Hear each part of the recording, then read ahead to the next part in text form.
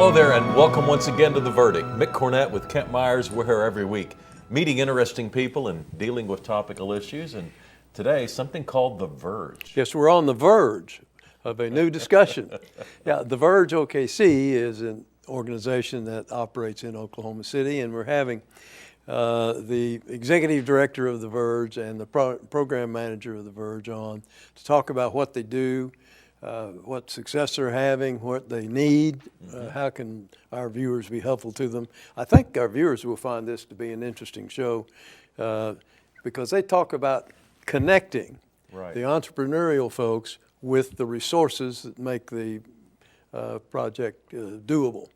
And it's that connecting that where they focus, and that's an interesting topic we haven't talked about before. That's right, and you can't do one without the other. No, that's right. We'll get to it on The Verdict right after this.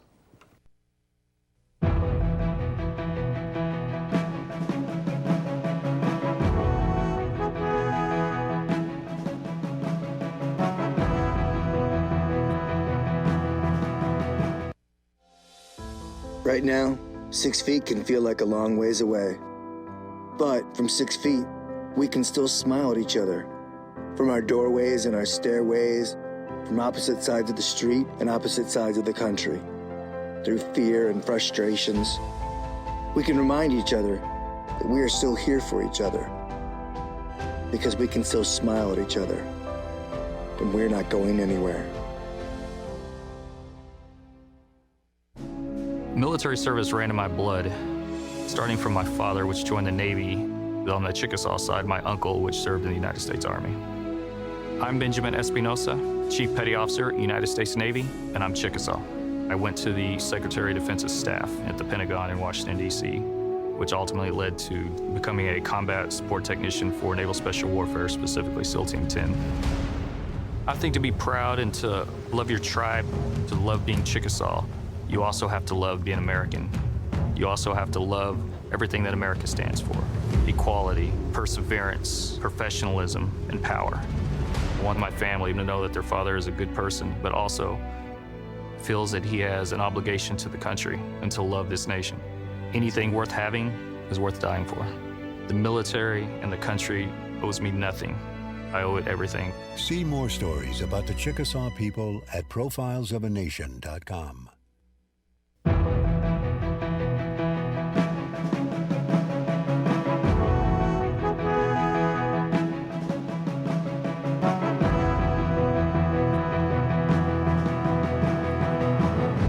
Welcome back to the set of The Verdict. Mick Cornett with Kent Meyers, and Kent's going to introduce today's guests.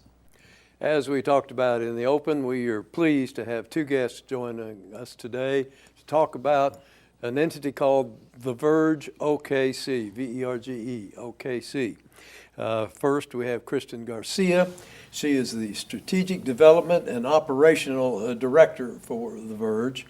She did her undergraduate work at the University of Oklahoma, got her master's degree, work down in San Antonio. She is the entrepreneur in residence at the University of Oklahoma. She's got many other business activities and entrepreneurial activities. I had to practice saying that over and over again. And she is the state coordinator for Global Entrepreneurship Week. Kristen, glad to have you. Thank you for having me. I appreciate it. Well, it's our pleasure. Joining Kristen is Nathan Friels. Nathan is a program manager for Verge OKC. He did his undergraduate work at OU and got his MBA at OU as well. He was the startup specialist for Francis Tuttle here in Oklahoma City. He is the Oklahoma Venture Resource Council member. Mm-hmm. Couldn't read my own writing. And he's active in Edmunds Access program as well. Formerly mm-hmm. active in Edmunds Access program. Welcome. Yeah. Glad Thank you very much. Hey, Kristen, when Kent and I are in school, entrepreneurship wasn't taught as a subject. It might have been the result of subjects that we were taught, but now it is taught specifically, and we're not just talking at the collegiate level or even the high school or middle school level. We're taught the moment you go to school almost, there is some element of entrepreneurship employed into our public schools system. Yeah, So, when I was in public school, they didn't even teach us how to spell it. yeah. That's part of the challenge is spelling I entrepreneurship. doubt I could have defined it or spelled it at that age. So where are we now? And Kristen, if you can, why is this a subject and so much emphasis placed on entrepreneurship now at all ages of education? Yeah, we're really at a point now within Oklahoma and even the world where people have always started their own things. I'm sure many of your viewers probably have a family member who started a business at some point. We have wonderful people in our community, like the late Tom Love, who decided to start Love's, gas stations. He's been a guest on the show, by Exactly, the way. and you're thinking, a gas station, food place, why didn't that exist from the beginning? But it didn't. And I think a lot of it is we are now in a time where people say there's problems in the world and you can solve those problems not just from social giving back in your community, but you could create a business to solve that problem. So even things as simple as, a Roomba, who knew we would have robots vacuuming our house? Somebody said this is something that people may possibly need at one point. So I think at the younger ages, a lemonade stand is just the simplest thing that maybe we were all aware of, Kool-Aid or lemonade during a garage sale or community event growing up. To even Girl Scouts and Boy Scouts selling cookies and popcorn. Yeah, so maybe it was taking place, but we just didn't call it entrepreneurship. But we were really teaching it for decades, longer than I gave the subject matter credit for. Exactly. I think it was also the art of the actual interaction with people, because many people who are starting a new business get very focused on their product and how that's solving an issue. But if you're not out talking to your community, seeing who will actually buy your product, that's where we have a lot of the struggle. We all can make some really cool things, but if nobody wants to buy it, we talk about that as product market fit. And so now in entrepreneurship programs for K through 12 and college and in business boot camps throughout the city and in Oklahoma, the focus is that product market fit, a really good product and who is going to buy it. And now how do we actually focus on that aspect, not just building a widget for the sake of saying I built this thing and everyone wants it. Yeah, well, there's all these statistics about that the venture capitalists, are only in 3 states. I guess it's California, New York, and Texas, obviously, and Massachusetts. But most of them are there, and so I think, please correct me if I'm wrong, but it seems like one of the issues that you all are trying to correct is to try and make that more viable in Oklahoma. Yes, I think funding. The first thing that businesses tell us is I need money. And so we know that only 1% of businesses will actually receive venture capital support. And so for The Verge, if we can help with loans and other methods of funding, Nathan is a part of the Oklahoma Venture Resource Council. And so he's been very active with kind of the state level of venture capital, if you want to share. Yeah, and so that group has been an effort of a lot of people in the VC realm in Oklahoma and even private equity trying to kind of enact legislation to help improve investing in businesses. VC, meaning venture capital? Yes, Okay. yes. And specifically through a couple state bills that passed a couple years ago that allowed a tax deduction for up to $25 million invested in venture, as well as allowing up to 5% of the state pension funds to be invested in venture, which is huge. And if we could ever get close to that 5%, I think just about every business could get funded in the state, it would seem like. But yeah, there's been a lot of work into emphasizing funding in the state and making those resources more accessible. Kristen, let me ask you, I was interested in your resume where you are the entrepreneur in residence at OU. What does that mean? So at the Price College at OU, they have now focused over the last probably 8 or so years on having entrepreneur residents that are people who have either started a business, been a part of business growth and development, and they want to mentor students in the college. So now that we do have the entrepreneurship program at OU, which didn't exist when I was in school, I get to mentor student teams that want to start businesses, that want to participate in the Loves Cup. I get to go and guest lecture in some classes and just talk about, specifically from my expertise, the ecosystem that we're developing around entrepreneurship, that it takes a whole community of people to really help our entrepreneurs. None of the resources in the state have all the answers, but if we're working throughout the city, if we're working along the turnpike, we can help make sure that future entrepreneurs are connecting to the right resources. Sometimes when you talk to a successful entrepreneur and they look back at how they started, it's almost as if they were looking for a project. In other words, they were an entrepreneur before they even knew what company they were going to start. Do you find that common, Nathan? Certainly, and that was even true for myself when I chose to major in entrepreneurship in undergrad. But no, absolutely. I think for a lot of people, entrepreneurship is kind of a mindset that you just grow up having, and it looks a lot of different ways, whether that's, trying to sell random stuff at school, from pencils and sodas, whatever, to then pursuing a business down the road. And I think one thing that we've gotten better at in touching on earlier with teaching entrepreneurship is that not only is it a mindset, but it's a skill, and it's a skill that can be taught and learned and absorbed, and anyone can be an entrepreneur. But there's certainly the case that some of the best ones end up that it's just kind of always been in the cards for them. Yeah, I remember Henry Ford didn't invent the automobile, but he was certainly involved with inventing processes and advancing it. But he said if you'd asked people what they wanted, they would have said a faster horse. Yeah.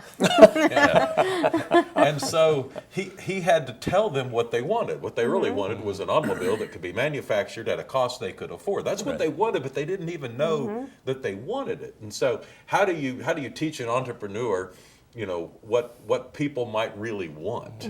How do you find that? That's the magic question there. Yeah. I think for a lot of successful businesses, it comes from a place of, you've been working in an industry for a while and you've seen, man, there's this one thing that could be done a whole lot better if we just do it this way. And so some people, will start, I invented this thing that made this process 10 times faster. I should quit and sell this. And that's how, a lot of great companies end up getting started.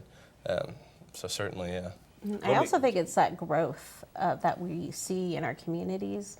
As Oklahoma City even has changed over the years with the MAPS projects, it's always that looking towards the future, maybe not even knowing. We've had a VC from the Bay Area tell us that, it's these outliers. It's the people who just see there is a vision for something and I'm trying to get that way. And then how do we connect those people with the operational people who can actually accomplish that? So I would say also to Nathan's point, we probably have people who have contacted us about things that we can't see as well. And so it's always exciting to say, well, let's start talking to people. Let's try. Let's see what's out there. Kristen Garcia and Nathan Frills are involved with entrepreneurship and connecting funders with entrepreneurs. We'll be right back. You're watching The Verdict.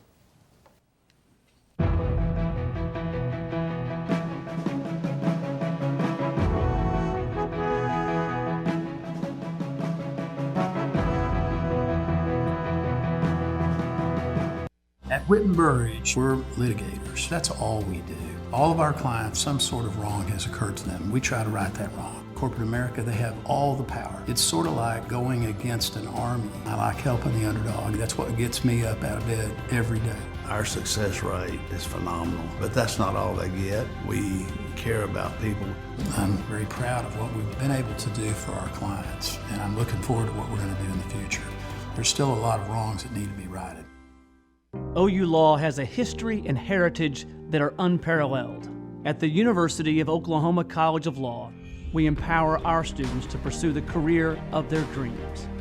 We have the highest U.S. News ranking ever achieved by an Oklahoma law school. We are the first law school in the country to launch a college-wide digital initiative. And this year, our competition teams ranked number 2 in the nation. OU Law, generations of excellence, limitless possibilities. The Vet Hero office at the University of Central Oklahoma, it is a one-stop shop for veterans when they're trying to get their education. I call it my encore job. I get to take care of veterans. We help them transition. I was that guy that transitioned after 24 years, and in the end, GI Bill is a benefit that those soldiers, sailors, airmen, Marine earned. It was the thing that made us the greatest country in the world coming out of World War II, and it will continue to do the same thing for this future generation of service members.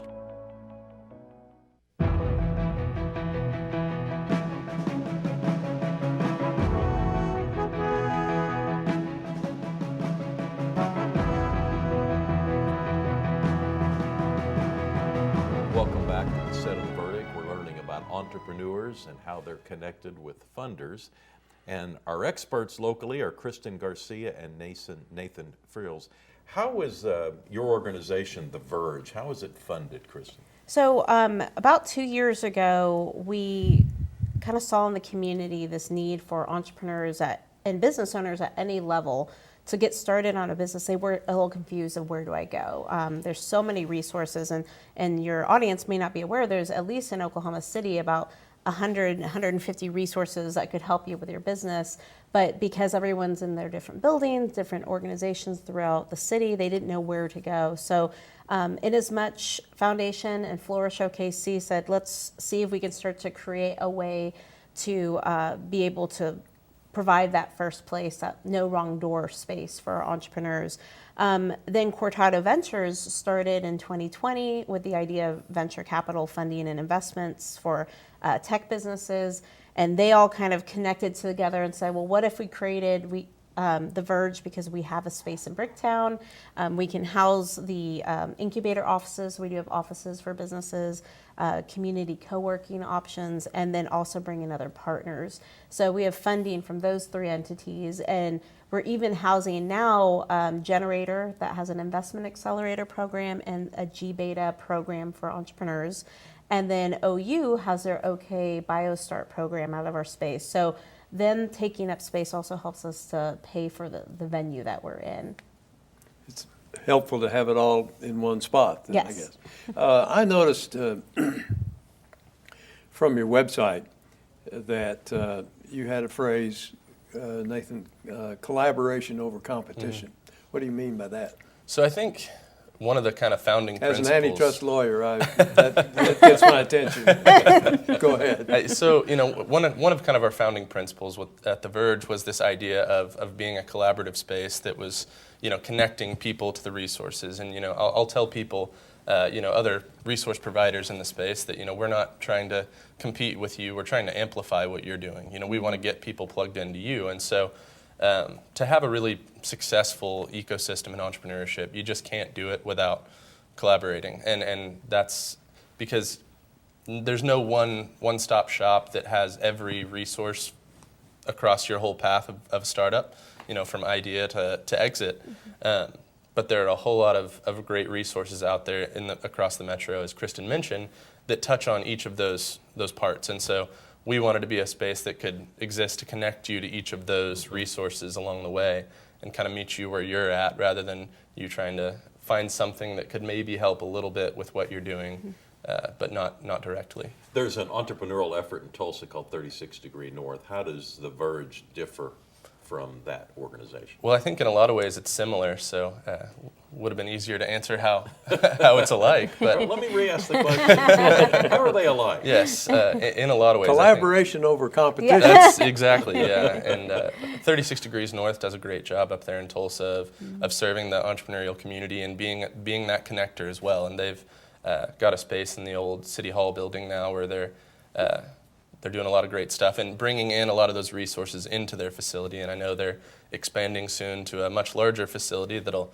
continue to kind of bring everything under one roof. And Oklahoma City is very spread out. And so where we're at right now, there's not a great spot to get everybody in one space. And maybe that's not even realistic for us long term. But if we can be that place that gets those folks connected, then that's what we want to do. I was also interested in a phrase you have on your website, a listening ear. What are you talking about? So both collaboration over competition and listening ear, or bring a listening ear, are two of our values. And so bring a listening ear really was centered around the fact that we're going to all do this together. So feedback that you receive from The Verge, feedback that you receive from partners, other entrepreneurs in the space, could really help you in learning. You were mentioning as an entrepreneur residence, telling the stories to the students and your experience and talking to students. And sometimes that's really all other entrepreneurs need is, you're 2 steps ahead of me. What have you learned? Where have you failed? What are things I should be aware of? And that there's an element of, bringing a listening ear to be aware of things that you might change. And then we also have another one that says, work with purpose. And also we want to give people honesty is key, because we know it's harder to probably tell someone you're maybe not going in the right direction or there really isn't a market. But if you can tell somebody that sooner, then that can help them to pivot and try a different opportunity with their business. We have a phrase in the entrepreneurship space that sometimes you got to be the one to tell someone their baby's ugly. And when it comes to an idea, and everybody believes wholeheartedly in their idea, as they should, or you won't have a chance. But as easy it is to fall in love with your own idea, sometimes the market tells you that it's just not ready for it or doesn't want it to look the way that you want it to. And it's important to be open to hearing that and receive that kind of critical feedback as well. I connect modern entrepreneurship with technology because it seems like the majority of entrepreneur startups are technology based. Is that my perception, or is there something to that? I think, certainly in what we hear of on a grand scale, and I think that speaks to what we're talking about being forward looking and how we ensure that Oklahoma and the United States continue to be globally competitive. I think, being at the forefront of tech entrepreneurship is very important.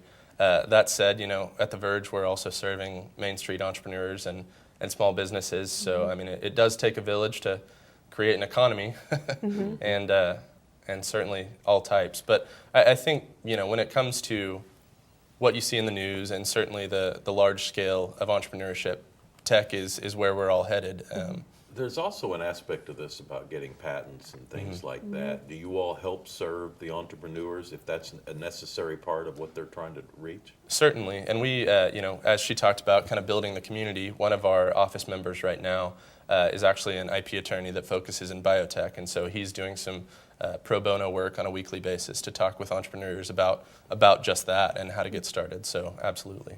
You must get a lot of inquiries from people who want to start something but don't have the slightest idea how to do it. How do you sort out from all your inquiries which ones you're going to really be able to help and perhaps gently tell others that maybe that's not an idea that's worth it? Well, I think what is helpful for us, again, is that collaboration element. We have so many people since we launched in the end of February that have reached out to us. We have a form on our website, vergeokc.com. Somebody can complete that, tell us that they're working on something or that they need help. And then Nathan gets back to them to see, can we have a one-on-one meeting? Can we meet via Zoom? Do you want to stop by and let's chat about your business? And then that kind of leads us into where they add on that journey. Because as we mentioned, there's a lot of really great programs. We have a number of small business focused accelerator programs with Progress OKC or OIC here in Oklahoma. We have tech focused accelerators with Stitch Crew and Generator. And so there's a lot of programming that is already out there and available, but people don't know about it. So as Nathan said, sometimes it's us amplifying that there is a program that would help those individuals. Also working with the Small Business Development Center of Oklahoma. They have virtual workshops. They have different people in different cities around the state. And so that also gives someone that they could sit down and get a free business plan written with. Again, lawyers, bankers who have said, I want to come in and I want to mentor. I'm happy to talk to people to figure out if I can help them and assist them in that area. So I think at this point, we have just continuously built our ecosystem up that if we can't help them one-on-one, we know that there's a program or resource that is more open to helping people at different levels. Kristen Garcia, Nathan Fields, thanks for coming on The Verdict, and thanks for what you're doing to improve the economy of Oklahoma long term. Yeah, that's a wonderful venture. We're excited to be here. Yeah. Bet. Kent and I'll have a final word when we return. Okay.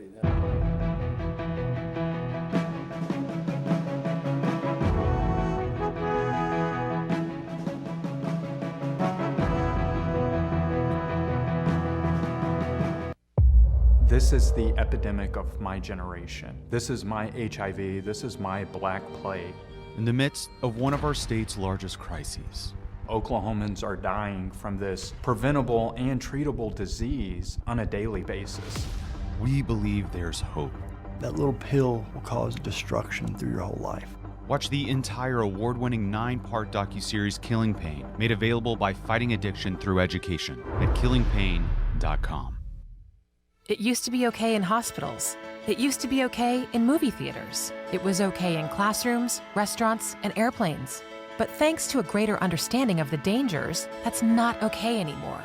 So now that we know secondhand smoke causes lifelong health problems, why is it still okay to smoke with children in the car?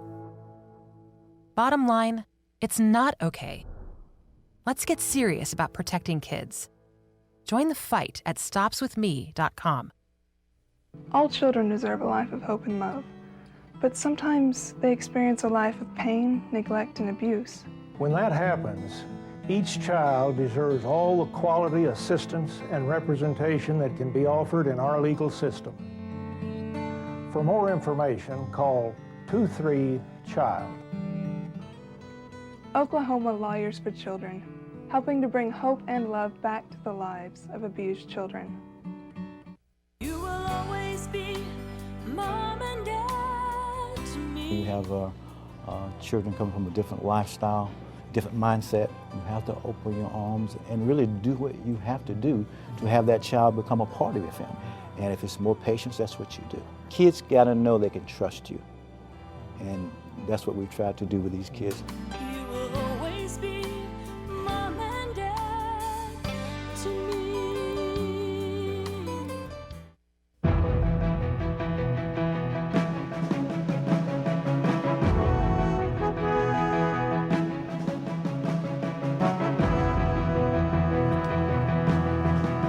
Welcome back to the set of The Verdict. We've been learning about entrepreneurship and specifically how do you connect the entrepreneur with the funding that entrepreneur needs to be successful.